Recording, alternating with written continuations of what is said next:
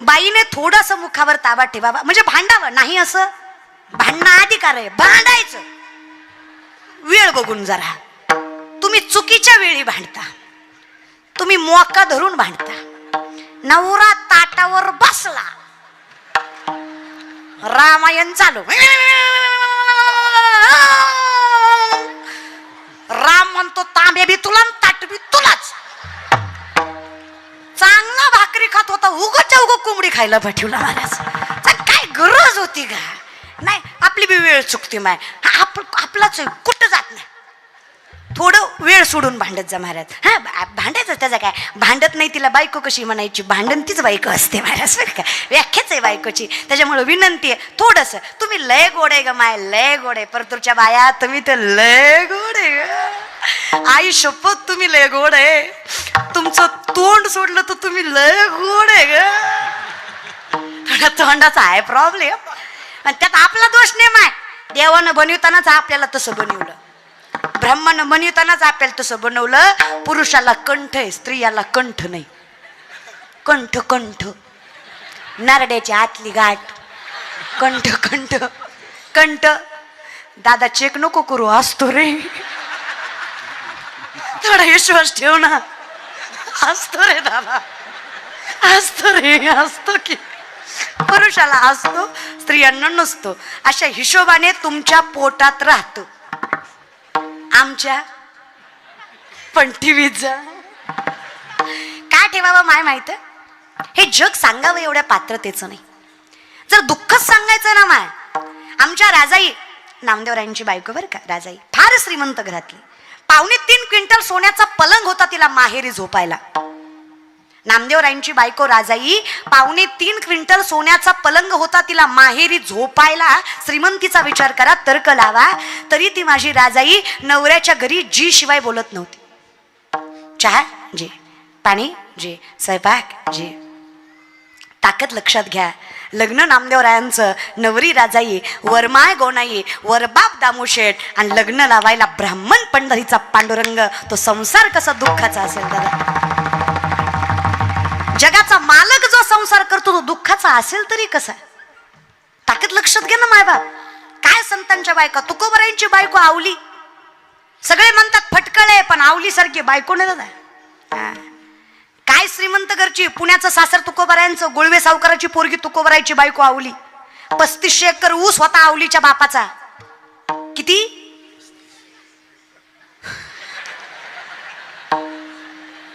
3500. 3500 acre फक्त ऊस होता, बाकीची पिकं मरू द्या महाराज. 1425 माणसं वन टाइम हाताखाली असायची तुकोबरायच्या सासऱ्याच्या. तरी माझी आवली नवऱ्याच्या घरी मिठासोबत भाकरी खायची, 4 ठिगळांची साडी नेसायची, तक्रार करत नव्हती. माझ्या जिजाऊ, 2 जिजाऊ, एका जिजाऊनं पुत्र दिला म्हणून हिंदवी स्वराज्य झालं, एका जिजाऊनं धनी दिला म्हणून तुकोबराय परमार्थाचा कळस उभा करू शकतो. तुकोबरायांच्या बायकोचं नाव दुसऱ्या जिजाऊ होतं. काय होतं? ती जिजाऊ माता वर्णन करतीये, म्हणजे विनंती करतीये. ती राजाई पण देवाला म्हणते. देवा कोणाला म्हणते? जगाला सांगतीये का? मी काय सांगते, जगाला सांगायचं. राजाईनं दुःख झालं, राजाईनं कोणाला सांगितलं? पांडुरंगाला. पांडुरंगाने ऐकलं नाही, मग रखमाईला. रखमाबाई सांगा त्या विठ्ठला, वेडा झाला नामा तुम्हा पायी, वेडा झाला नामा तुम्हा पायी. राजाईंचं वर्णन आहे. अहो रखुमाबाई सांगा त्या विठ्ठलाला, तुमच्यासाठी माझा नवरा वेडा झाला, संसार करत नाही हो. त्या जिजाऊ माता देवाकडे तक्रार करतात. देवा अहो माझ्या तुकोबांची किती संपत्ती हो, सावकार होते तुकोबा, 65 लाखाची सावकारकी होती तुकोबारायांची. किती? आताच नाही बरं दादा, एकही संत गरीब नाही बरं परमार्थात. पैशाने कमी जास्त असतील पण संतानासारखे श्रीमंत कुणी नाही. 65 लाखाची सावकारकी तुकोबरायांची. तुका आकाश आहे वडा अनु रेणू या तोकडा. अरे संपत्ती पैशाची काय घेऊन बसले? तुकोबराच्या मातीहून चलतात, ती माती विठ्ठल विठ्ठल म्हणते. ज्या दगडाला हात लावतो तो दगड पांडुरंग होतो, ज्या माणसाकडे बघतात तो माणूस विठ्ठलमय होतो. तुकोबराय कीर्तन करायला लागले. पुणे जिल्ह्यात नायगाव मध्ये मेलेला पोरगा उठून उभा राहतो, एवढं सामर्थ्य माझ्या तुकोबांमध्ये. ताकद लक्षात घ्या. श्रीमंतही तेवढेच 65 लाखाची सावकारकी, 450 वर्षापूर्वीचे 65 लाख म्हणजे आत्ताचे 10 लाख तेव्हाचा रुपया, अशा हिशोबाने 65 लाख. 25 बैलगाड्या कर्जपत्रांनी भरल्या होत्या जेव्हा इंद्रायणीत कर्जपत्र बुडवायची ठरवली होती. आजच्या पिढीला संत समजून घेणं का गरजेचं आहे? संत कळल्याशिवाय माणुसकी कळणार नाही. खरी माणुसकी संतांनीच शिकवली. या जगातले शेतकऱ्यांचं कर्ज माफ करणारे पहिले महापुरुष जगद्गुरु तुकोबाराय, तो वारकरी संप्रदाय. धन्य तुकोबा समर्थ, धन्य तुकोबा समर्थ, धन्य तुकोबा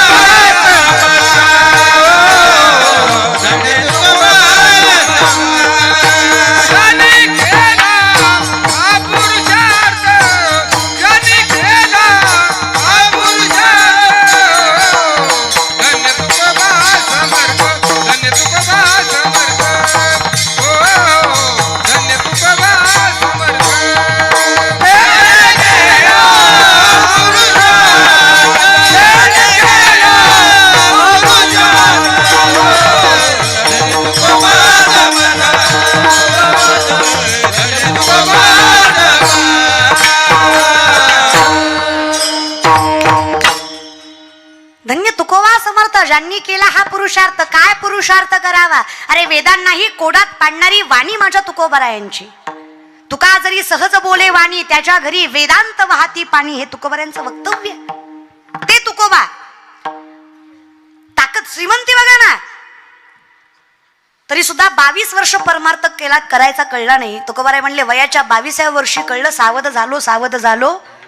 तिथून पुढे 20 वर्षाचा परमार्थ, 42व्या वर्षी स्वदेह वैकुंठवास. आता काही काही माणसं शंका कुशंका घेतात, स्वदेह वैकुंठवास कसा शक्य आहे? अरे वेड्यांनो, योग्याची ताकद लक्षात घ्या. माऊली सांगतात, योगी तोही करीती परी कर्मे तीर्ण बंदी जती, जे सांडिले आहे संगती अहम भावाची. ज्याला स्वत्वाची जाणीवच नाहीये, जो अहम हे स्वीकारत नाहीये, तो साक्षात पांडुरंग आहे. कळतंय का? मग जो स्वतःच देव आहे त्याला देवासोबत जायचं काय अवघड आहे? विचित्र लोक आहेत. योगी त्याला म्हणावं, शरीरामध्ये 72,000 नाड्या, 24 नाड्या प्रधान, 3 नाड्या प्राणवाहक. इडा, पिंगला, सुषुम्ना यातनं माणसाचा प्राणवायू वाहतो. पुरक, रेचक, कुंभक श्वसनाचे 3 प्रकार. याच्यावर ज्याचं अधिराज्य आहे, 3.5 वेडे घालून बसली कुंडलिनी शक्ती, बेंबीच्या देटापासून षडशस्त्राचं भेदन करत ब्रह्मरंध्रात जाऊन मिळते, त्यावेळेस माणसाला समाधी लागते. समाधी लावायची ताकद कुंडलिनी शक्ती जागृत केली की समाधी लावता येते. म्हणून मी आजही सामर्थ्याने सांगते की 750 वर्ष झाले माझ्या माऊलींना संजीवन समाधी घेऊन, पण आजही माझे ज्ञानोबाराय जिवंत आहे. ही ताकद योग्याची, ही संजीवन समाधी आहे. जिथे माणूस मेलेलाही नाहीये आणि जिवंतही नाहीये, ही मधली अवस्था आहे. हे संसारिक लोकांना जमणार नाहीये. पण मग माझं ज्ञानोबाराय म्हणतात, मी कुठं म्हटलोय जमवा, जाईन गे माये. जे सुख समाधीत आहे त्याच्यापेक्षा जास्त सुख पंढरीच्या वारीत आहे. संसारिक आहेत ना, हरकत नाहीये ना, स्वतःची किंमत. मी तेच म्हणते, ओळखून घ्या. माऊली म्हटले मला जाणीव आहे, म्हणून तर्कवितर्क लावायच्या भानगडीत पडू नका. विनंती माझी, हे सर्वस्व त्याच्यामुळे आहे. सर्वागटी राम भरला घनदाट. शंकराचार्यांचं वर्णन आहे बघा. करारविंदेन पदारविंदम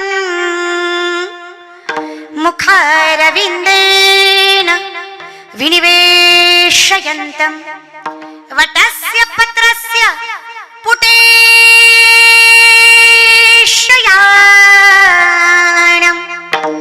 बालं मुकुन्दं मनसा स्मरामि. श्रीकृष्ण गोविन्द हरे मुरारी, हे नाथ नारायण वासुदेव. बोला श्रीकृष्ण गोविन्द हरे मुरारी.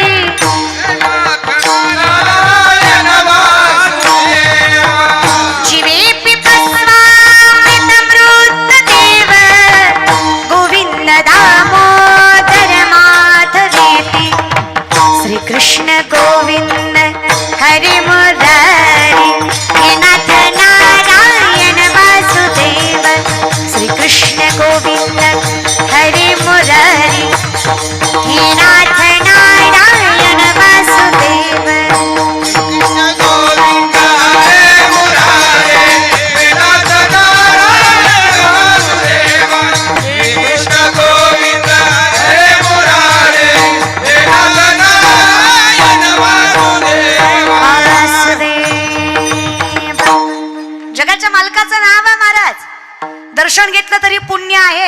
दर्शन न घेता मनातून स्मरलं तरी पुण्य आहे. हाताचा पायाचा मुखाचा वापर न करता स्मरण केलं तरी देवाचं नाव आहे, कधी पाप देत नाही. काळ वेळ नाम उच्चारिता ताकद लक्षात घ्या.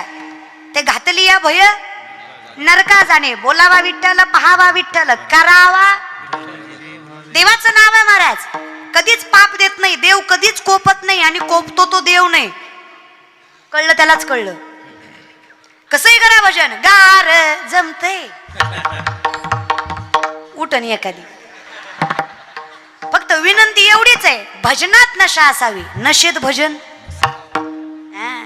बाटलीशिवाय जी ढुलकी वाजत नाही ह्याला आराधी म्हणायचा. गांजाशिवाय याचा झांजा आपटत नाही ह्याला गोंधळी म्हणायचा. अरे करा ना भजन, गोड असावं. जुनी भजन गोड होती बघा. लेकरांची सेवा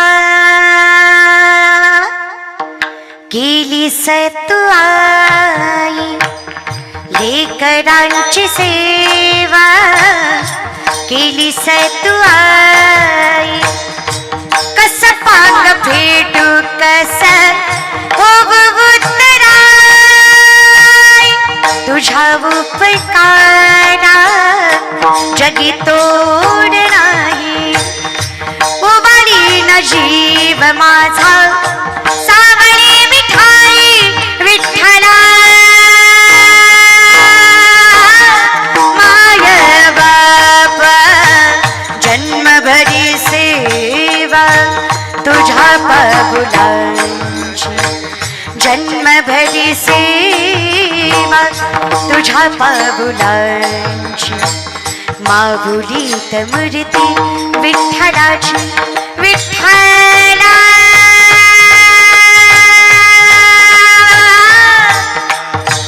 माया बाप विठू माऊली तू माऊली जगाची. माऊलीत मूर्ती विठ्ठलाची, माऊलीत मूर्ती विठ्ठला. फिरत्याचा वरती देशी मातीला आधार विठ्ठला. तू वेडा कुंभा विठ्ठला.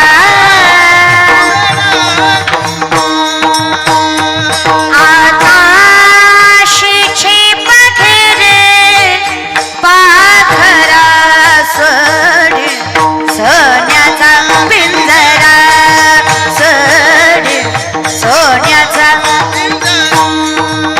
पाऊले चालती पाऊले चालती वा दुखी संसाराची.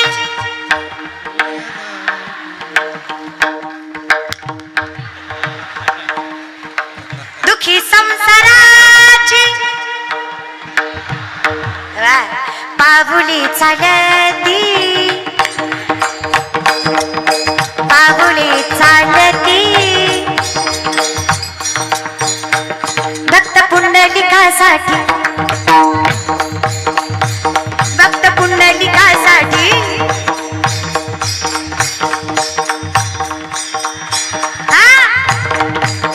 मला नाही धनी, तुम्हीच म्हणा धनी विठुरायाची. तो भक्त पुंडलिक, तो भक्त पुंडलिक आई बापाची केली सेवा. आई बापाची केली सेवा. भक्ती पाहून भक्ताला, भक्ती पाहून भक्ताला.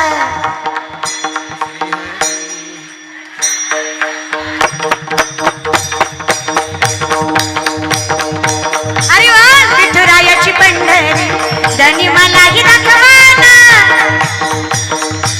धनी मलाही दाखवाना. यमुनेच्या तीरी काल पाहिला हरी, यमुनेच्या तीरी काल पाहिला हरी. कान वाजवितो बासरी.